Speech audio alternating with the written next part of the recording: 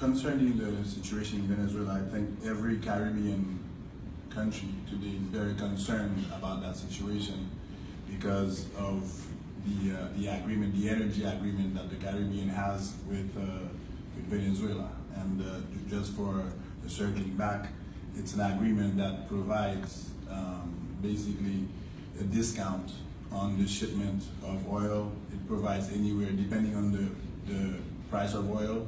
If it's over $40 a barrel, the discount goes from 30 to 60% on the barrel, with the balance invested in development projects for the country. And for some countries, that development budget accounts to between anywhere from 10 to 90% of the investment budget of the country.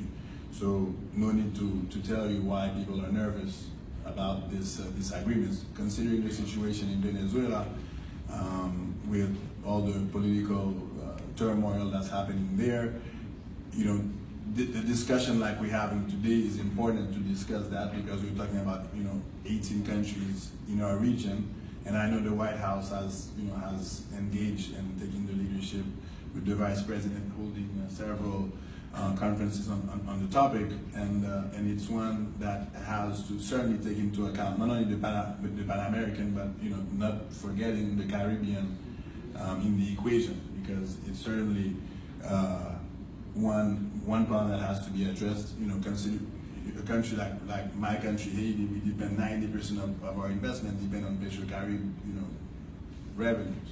So when you take that out of the equation, so it's not only an energy approach, it's a development approach, because the energy is provided, and on top of that, we were able to do over 325 projects, and the total amount received for investment was about $1.8 billion in 8 years, which is certainly, it's replaceable, but it has to be done, with urgency.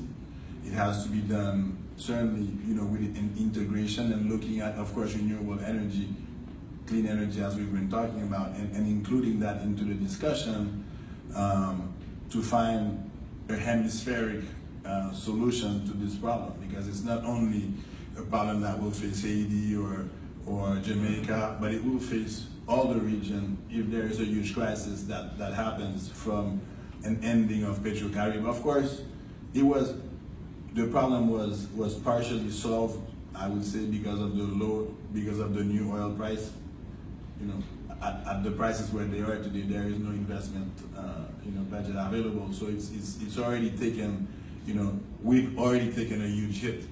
But I believe that if we're talking about having an energy alliance, it's critical to think about 3 points. One, for the Caribbean countries and smaller countries, is to take into account the access to capital, to go from fossil fuel, how most of us are, to clean energy, and to have access to certainly the multilateral institutions to help with the financing, having also the right policies and regulations